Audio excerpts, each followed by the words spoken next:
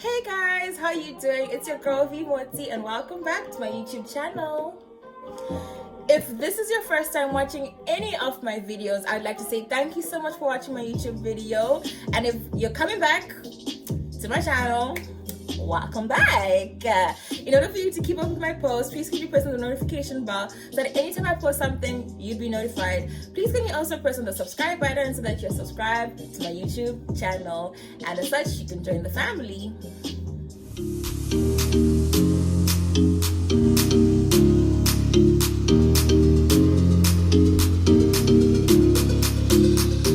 So I hope you guys have been having an amazing, blessed, beautiful, fun-filled week. I know in many countries it's a bit crazy with this coronavirus, but I'll just like to remind you to keep safe, make sure you're staying indoors, you're washing your hands thoroughly, and if you don't know how to wash your hands, please can you check on my washing hands video so that you can know exactly the stages and techniques that you're supposed to use as you're supposed to wash your hands. Alright, so in this video, I wanted to share how I got a 4.0 in my undergrad degree. I got a 4.0 for a couple of the semesters, so I want to share my tips as to how I got a 4.0 GPA for my undergrad, well, in a semester, for one of the semesters or a couple of the semesters. Anyway, I'm just going to share how exactly I did that, and if you want to hear more about that, stay tuned for more. I'll be right back. Okay, so here is my certificate of high honor for one of the many semesters I did get a 4.0. And I don't know if you can see it, but yeah, there we go. So it says there, GPA 4.0 out of 4.0. Yeah, and I was super psyched. I was super excited. And I decided to do a video and share my tips and secrets as to how exactly I got a 4.0 out of 4.0. So, tip number one would be have a timetable. Okay, and I know this sounds very obvious, but really actually sit down, write out a timetable. What are you going to do on Mondays at 8 o'clock? What exactly will you be doing? If you're in class, after class, like literally every single time that you have to do something is actually really important. You need to be accountable for the time that you have and what exactly you're doing within each and every specific time. Tip number 2, work and arrange a schedule that works best for you. If you're a night person and you like to study in the night and it's not a problem for you, do that. If you're a morning person and waking up is not a problem for you, do that. If you prefer to study during the day, fix a schedule that works best for you and follow it through. The most important thing is to follow through that timetable that you have set aside. Tip number 3 is go to class, attend your lessons, know exactly what's happening in class. Don't days off, but actually pay attention to what is going on in class. Don't waste unnecessary time doing things that are not productive.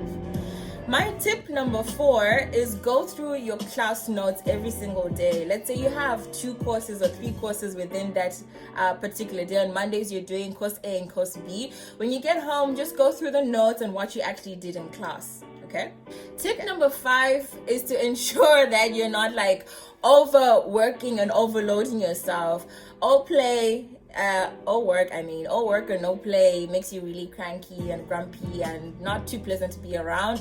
So allow yourself some time to have a break, a little getaway, go out, have a good time, but it has to be in line with your schedule. So you literally plan out that, okay, on Friday I'm going to do this, on Saturday on Monday I'm going to do this, something to just, take your mind off the hectic schedule that you would have given yourself. Tip number 6 for me is one of the most important tips because I believe in God and I believe in prayer. I think prayer played a huge role in helping me get my good grades at the end of my undergrad degree. So pray to God. God will give you remembrance unto everything that you have learned, okay? But I think that you should not leave it all to God.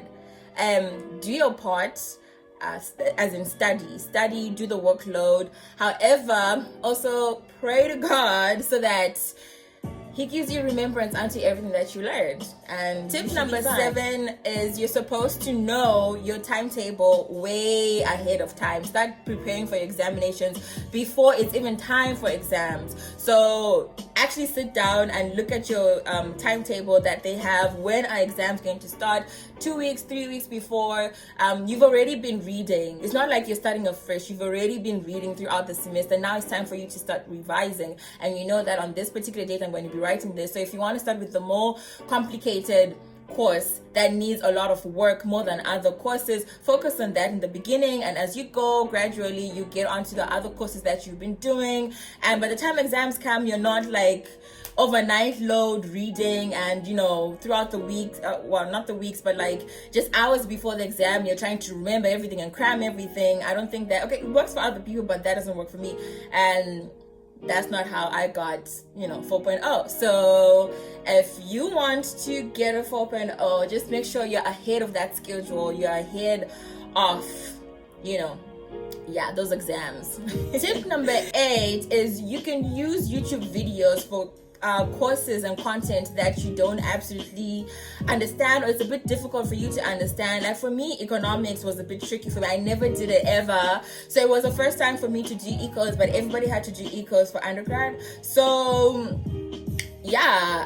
my teacher would explain, but certain things and certain concepts I wouldn't grasp them as fast as I would have wanted to. So I used to use YouTube videos, and I would just be like supply and demand, and then I would watch someone else explaining the exact same thing that my teacher explained, and that way I have a different someone on YouTube may explain it in a way that you would understand the concept better than when your teacher is teaching in front of the classroom. So it worked for me, and it could work for you. YouTube actually has amazing teachers who just break it down simply without complicating things, and that is how I understood some concepts that were a bit difficult for me to understand. Tip 9 would be ensure that you sleep, have a good night's sleep the night before the exam. Let your brain just rest, because you've been reading all along. It's not like you don't know your stuff. And I know there's people who panic read, like they've been reading and then the night before they're kind of like, I need to remember and revise everything. Your brain actually remembers what you read, okay? You're just panicking, and you need to calm down, have a good night's sleep. Make sure that before the exam you're like 30 minutes there beforehand, because you never know what could happen. Maybe you need an exam slip and something is happening with the internet or printers, or the buses are late and there's so much traffic, and just make sure you plan ahead and you're at your examination center at least 30 minutes before, so that you can try avoid all these unforeseen happenings that could possibly take place. Tip number 10 is I used to dedicate like a full day to study a particular course. So let's say I'm going to be studying, history of civilizations, and I'm going to have an exam on it the week before or 2 weeks before. I dedicate, like, let's say on Monday I'm going to be doing history of civilization, just looking at history of civilization only, recapping, grasping certain notes, making sure that I actually do remember and I know what certain concepts are. Not that I'm just reading to kind of like be familiar with the content, but I actually read to know that particular information. So I dedicate, because I was doing 5 or 6 courses per semester, so I dedicate a whole day and be like, okay, Sunday I'm going to be studying international law, constitutional law, and that's the course I'll be doing for that particular day. Monday it's a different course, Tuesday it's a different course, Wednesday it's a different course, and that way I was able to cover more things within a longer period of time, instead of giving myself like 4 hours or 2 hours or 30 minutes to study a course and change. For me, that doesn't kind of work. So I'd give myself like a whole day, and not the entire whole day, because I wake up and do other things, and then I'd study maybe from 10 until 12, take a break, and then from 2 until 4, take a break, and then from 6 until 8, take a break, and that's it for the day. Whatever I've covered in that particular time, that's okay for that particular course. Tomorrow, next thing. So the next time I'm looking at something else and just revising what I've looked at, the previous Monday. And in the event that I have like a mental block, or like information is just like, my brain is just tired, like you're just exhausted, I just give myself a break for like an hour or two. Then I'd come back and relook at my work. So yeah, or if it's too intense, or if it's too serious, like like there's just those courses like ecos, oh my gosh, so you read, and then your brain's just like, what, look, this, like, I'm on overload right now, I need a break.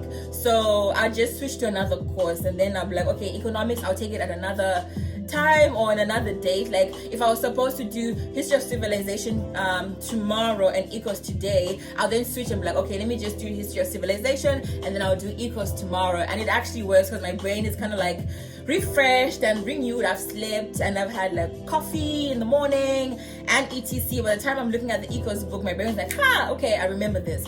So that's something that you could do that could also help you.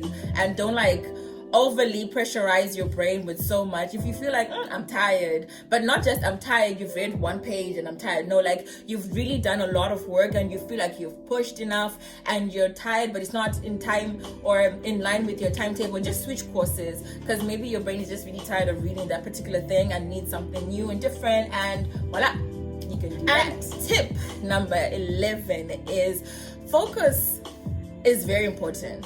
Have a goal, have a dream, have a vision, know exactly what you are running for and chasing. Okay, because the thing is, different people have different opinions about many different things. If you know that I want to do my PhD, or I want to do my master's, or I want to get into a direct PhD program, or I don't know, I want to go into law school at a very prestigious university and stuff, you need good grades. If you're not like following the entrepreneurship path, because of course it's a bit different for entrepreneurs. Of course some entrepreneurs can still get 4.0 and still be into entrepreneurship, but some of them or most of them prefer to just be a like not too focused, on like school, but more on making money, which is okay, But if your path is, I really want to do this, and after this I want to do my master's, and after this I want to do my PhD, or even you're still following an entrepreneurship path, but maybe you want to do your master's first, you actually need good grades to get into your master's program. You can't get into a master's program with like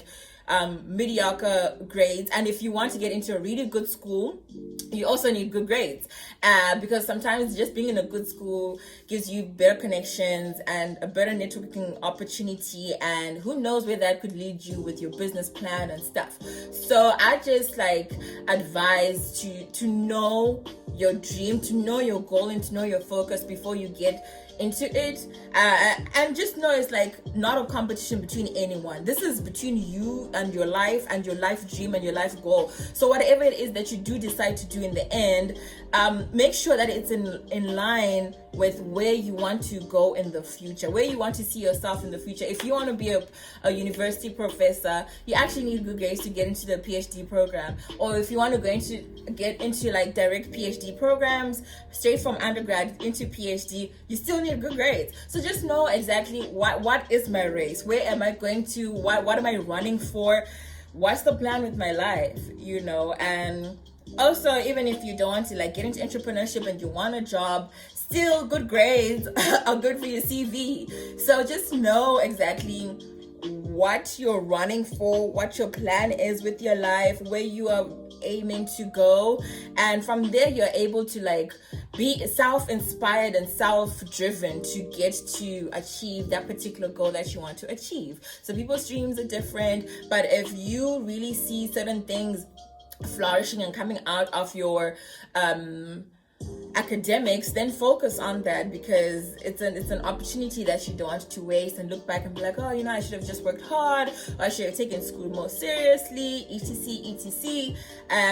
Just know what it is that you're striving for and what you want out of life. So those are my tips for getting a 4.0 within a particular semester for your undergrad degree. I hope you enjoyed my YouTube video, and I was able to help someone with some form of information as to how I did it, and maybe my method can work for you.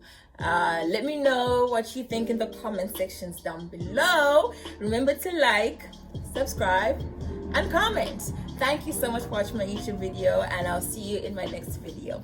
Mwah! Bye.